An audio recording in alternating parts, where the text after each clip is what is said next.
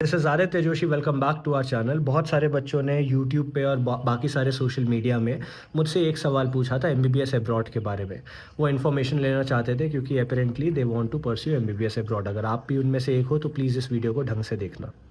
अभी मैं आपको सजेस्ट करूंगा कि प्लीज़ एमबीबीएस अब्रॉड के बारे में ना सोच के स्टिल 30 डेज़ के आसपास बचे हैं नीट के लिए, नीट पे फोकस करो। MBBS abroad should be your last option. Please keep this one thing in mind. ठीक है, अभी क्या होगा, एजेंट बहुत प्यार से आपसे बात करेंगे, मीठी मीठी बात करेंगे, बोलेंगे यार ये कंट्री तो बहुत अच्छी है, दिस एंड दैट। ऐसा नहीं होता है। कुछ सवाल हैं जो आपको पूछने चाहिए किसी भी कंट्री, किसी भी कॉलेज को सिलेक्ट करने से पहले। बच्चों को वो सवाल ही नहीं पता होते। If you don't ask the right questions you will never get the right answers. And I tell you, जब आप ये टफ सवाल किसी भी मेजॉरिटी ऑफ एजेंट से पूछेंगे तो they don't have any answer for it. मुझे क्यों पता है? क्योंकि मेरे साथ भी पहले एक स्कैम हो चुका है इससे रिलेटेड। मैं बहुत सारे लोगों को जानता हूँ जिनके साथ ऐसे स्कैम्स हो रखे हैं। Please be aware, please be safe. तो मैं आपको कुछ चीज़ें बताता हूँ जो आपको दिमाग में रखनी है। पहला, क्या क्या सवाल आपको पूछने चाहिए। इसके अलावा और भी सवाल है, मैं आपको पूरी पीडीएफ, पूरी लिस्ट बना के दूंगा। जैसा कि हम हर साल नीट के बाद एमबीबीएस अब्रॉड के लिए बच्चों को फ्री में गाइड करते हैं, बताते हैं कहाँ जाना है, कैसे जाना है, एजेंट के स्कैम से बचाते हैं। I tell you something. सबसे पहले आपको देखना है कि जहाँ भी आप जा रहे हो वो कंट्री आपको लाइसेंस प्रोवाइड करेगी कि नहीं। वहाँ का लाइसेंस नहीं मिलेगा तो इंडिया में भी लाइसेंस नहीं मिल पाएगा। सेकंड चीज़ आपको देखनी है उस कंट्री की ड्यूरेशन कितनी है। वहाँ पे एमबीबीएस अगर हो रहा है तो 8 to 9 ईयर्स का तो नहीं हो रहा है, क्योंकि अगर 9 साल आप किसी और कंट्री में बिताओगे तो इससे अच्छा ये नहीं है कि आप इंडिया में ड्रॉप लेके दोबारा नीट के लिए प्रिपेयर कर लो। फिर आपको देखना है वहाँ स्टूडेंट टू टीचर का रेशियो कितना है। बच्चे तो नहीं भर रखे हैं क्लास में, क्लासेस रेगुलर हो रही हैं कि नहीं हो रही, खाली ऑन पेपर क्लासेस दिखा रहे हैं। हॉस्टल और मेस की कंडीशंस क्या है, वहाँ पे आपका टोटल बजट एक्सीड तो नहीं हो रहा है, क्योंकि वहाँ पे आपको लिविंग एक्सपेंसेस देखना है, आपको खाने पीने का खर्चा देखना है, आपको हॉस्टल का खर्चा देखना है, ट्रांसपोर्टेशन का खर्चा देखना है। एवरीथिंग यू हैव टू सी। आपको देखना है आपकी फीस के अलावा क्या क्या हिडन कॉस्ट वहाँ पे है, क्योंकि आप बच्चों को नहीं पता। जब आप एडमिशन लेते हो तो आपकी जो पेमेंट्स होती है, जो कॉस्टिंग होती है, वो डिवाइडेड होती है। कंसल्टेंसी फीस हो गई, फिर उसके बाद एडमिनिस्ट्रेटिव चार्जेस हो गए, डॉक्यूमेंट्स अपोस्टलिंग के चार्जेस हो गए, उसके बाद वीज़ा टिकट्स के चार्जेस हो गए। फिर लैंड होने के बाद आपसे बहुत सारे एजेंट्स डॉलर्स में एक्स्ट्रा पैसे मांगते हैं, तो you have to keep all these things in account. फिर आपको देखना है वहाँ कैडेवर मिलता है कि नहीं, क्लिनिकल एक्सपोजर है कि नहीं, रियल पेशेंट्स है कि नहीं, और पेशेंट से आप इंटरेक्ट कर पाओगे कि नहीं। खाली दूर से देखोगे कि पेशेंट छूने भी देंगे आपको। You have to keep in mind कि अगर वहाँ क्लासेस हो रही हैं तो क्लासेस किस लेवल की हो रही है, बुक्स वहाँ पे क्या चलती है और लैंग्वेज क्या यूज़ होती है। ऐसा तो नहीं है कि इंग्लिश को छोड़ के लोकल लैंग्वेजेस में पढ़ाई हो रही है, तो फिर तो कोई यूज़ नहीं होगा। आपको ये भी देखना है कि वो वुमेन सेफ्टी के हिसाब से वो जगह कैसी है, वहाँ की डेमोग्राफी कैसी है। You have to keep a lot of things into account. Georgia जैसी कुछ जगह है जहाँ पे इंडियन एम्बेसी नहीं है, तो इंडियन एम्बेसी है कि नहीं, ये सब चीज़ें भी आपको देखनी है। आपको ऑफिशियल डॉक्यूमेंटेशन देखनी है जो एनएमसी ने इशू की है, गाइडलाइंस, एडवाइजरीज जो एनएमसी ने इशू करी है, और नोटिस जो इनके रिस्पॉन्स में उन कंट्री की मेडिकल काउंसिल्स ने निकाले हैं। You have to manage all of these things, उसके बाद आप कोई कंट्री सेलेक्ट करोगे। ठीक है, ये सारी चीज़ें आपको देखनी होती है। इसके अलावा छोटी मोटी और भी चीज़ें हैं कि अगर आप हॉस्टल में रहोगे तो गवर्नमेंट हॉस्टल होगा कि प्राइवेट हॉस्टल होगा, एमिनिटीज़ क्या होंगी, एक रूम में कितने बच्चे होंगे, हॉस्टल और आपके कॉलेज के बीच में डिस्टेंस कितना होगा, क्या वो बाय फुट जा सकते हो या फिर आपको एकोमोडेशन पास में देखनी पड़ेगी। बहुत सारी चीज़ें आपको देखनी होती है। ठीक है, अब एक सवाल आता है एफ पासिंग रेशियो, कि भैया एफ पासिंग रेशियो कहीं का अच्छा है, तो यार ये तो बहुत अच्छी बात होगी। अब एजेंट्स यहाँ पे घुमा देते हैं। एफ पासिंग रेशियो क्या होता है? एफ पासिंग, अच्छा जिनको नहीं पता, एफ एक एग्ज़ाम होता है, एफ नाम है इसका।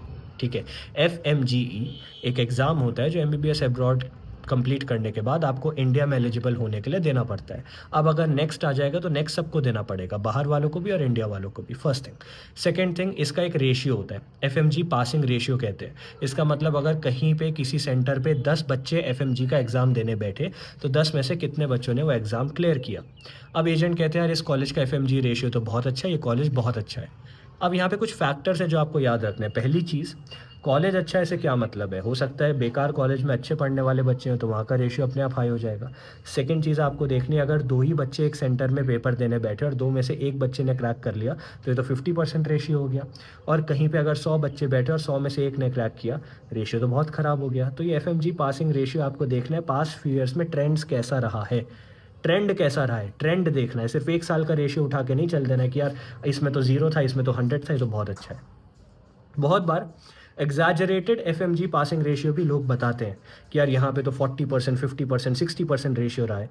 बहुत, इट इज़ हाईली अनलाइकली कि इतना हाई रेशियो कहीं पे देखा गया हो। दैट इज़ वाई मैं हमेशा कहता हूँ एमबीबीएस अब्रॉड लास्ट ऑप्शन होना चाहिए। और कहीं भी अभी से डिपॉजिट मत दो। अभी से किसी एजेंट को पैसा नहीं देना है, किसी एजेंट को डिपॉजिट नहीं देना है, किसी एजेंट को ऐसे सिक्योरिटी अमाउंट, सिक्योरिटी फ़ी कुछ भी नहीं देना है, ठीक है। बहुत सारे बड़े बड़े नाम है एजुकेशन इंडस्ट्री के जो एमबीबीएस अब्रॉड में घुस चुके हैं। दैट डजेंट मीन कि वो एक किसी कंट्री की पॉलिसीज़ चेंज कर देंगे। किसी के पास इतना पावर नहीं होती, अथॉरिटी नहीं होती, रीच नहीं होती, पहुँच नहीं होती है किसी भी कंट्री की। अगर मैं बात करूँ एक एकेडमिक काउंसिल की, एक मेडिकल काउंसिल की, तो उनके रूल्स और रेगुलेशंस, उनका लेजिस्लेचर, उनकी गवर्नमेंट बनाती है, ठीक है। You can not change it. ऐसा नहीं होता है कि कॉलेज में तो हमारी पावर चलेगी, ऐसा कुछ भी नहीं होता है। You have to keep a lot of things in mind, you have to ask the right questions, उसके बाद आपको राइट आंसर्स मिलेंगे। इसलिए मैं कह रहा हूँ अभी प्लीज़ नीट पे फोकस करो। और एक चीज़ याद रखना, अगर तुमने नीट क्रैक नहीं किया है तो भले ही एजेंट कितनी बार बोले, ये नहीं है कि तुम एडमिशन करा के एडमिशन बाहर ले लोगे, वैलिड हो जाओगे। ऐसा नहीं होता है। तुम्हें नीट के लिए एलिजिबल होना ही पड़ेगा, नीट क्रैक करना ही पड़ेगा। क्रैक का मतलब वो जो बेयर मिनिमम पासिंग मार्क्स होते हैं कैटेगरी वाइज, ठीक है, वो तुम्हें करना ही पड़ेगा। उसके बाद ही एमबीबीएस अब्रॉड में जा सकते हो। देखो, हर साल एमबीबीएस अब्रॉड के लिए फ्री हम काउंसलिंग वगैरह कराते हैं। We do not charge anything from this. और ना ही हम इससे कुछ अर्न करते हैं, ना ही हम एडमिशन कराते हैं। तो ये मत सोचना आदित्य भैया तो एमबीबीएस अब्रॉड से कमाते हैं, ये वो कुछ नहीं कमाते हैं। ना मैं एडमिशन दिलाता हूँ, ना मैं किसी को ये कहता हूँ जाओ जाओ जाओ। मैंने हर वीडियो में बोला है भाई एमबीबीएस अब्रॉड तुम्हारा लास्ट ऑप्शन होना चाहिए। और अगर इंडिया में प्राइवेट कर सकते हो, इंडिया में प्राइवेट करो। ड्रॉप ले सकते हो, ड्रॉप लो। अगर ये सब नहीं कर सकते हो तभी एमबीबीएस अब्रॉड के लिए जाओ। क्योंकि ज़्यादातर बच्चे जो एमबीबीएस अब्रॉड के लिए जाते हैं वो फर्स्ट जनरेशन डॉक्टर्स होते हैं, उनके पास पहले कोई होता ही नहीं गाइड करने के लिए। तो बहुत सारी चीज़ें जो तुम्हें दिमाग में रखनी होती है। अभी से बेटा कहीं पैसे वैसे मत डालो, अभी से यहाँ वहाँ पैसे मत दो किसी को, ठीक है। मत बंधो, बंध जाओगे जब तुम पैसे दोगे फिर तुम्हें जाना ही पड़ेगा। एमबीबीएस अब्रॉड तुम्हारा लास्ट ऑप्शन होना चाहिए। नीट के बाद हम देखेंगे, will see, will guide you. अगर आपको जाना चाहिए तो कहाँ जाना चाहिए, कैसे जाना चाहिए। फ्री ऑफ कॉस्ट होगा, we will not earn anything from this. अभी प्लीज़ नीट के लिए प्रिपेयर करो। अगर तुम्हारा स्कोर कम भी आ रहा है तो मैंने सारे चैलेंजेस तुम्हारे लिए निकाले, फिजिक्स, केमिस्ट्री, बायो के, सबका नीचे डिस्क्रिप्शन में लिंक मिलेगा, उनको जाके फॉलो करो। मैंने तुम्हें बताया एग्जैक्टली पेपर कहाँ से आएगा, लिस्ट ऑफ टॉपिक्स तुम्हें बना के दिए, वो सब चीज़ें फॉलो करो। एनसीईआरटी में कुछ सिलेक्टिव एरियाज़ हैं, उनको पढ़ो, क्या पता सिलेक्शन हो जाए, ठीक है। अभी नीट के लिए टाइम है, उसमें अपना 100% दो। अभी से ये सब मत करो एमबीबीएस अब्रॉड करेंगे एंड ऑल दैट, ठीक है। बस यही बताना था इस वीडियो में, क्योंकि बहुत बच्चे एमबीबीएस अब्रॉड के बारे में इन्फॉर्मेशन मांग रहे थे। तो this is the best I can do right now. I will not guide you right now, क्योंकि भाई अभी से गाइड करने का कोई सेंस नहीं है। इंडिया में मिल सकता है तो इंडिया में लो, ठीक है।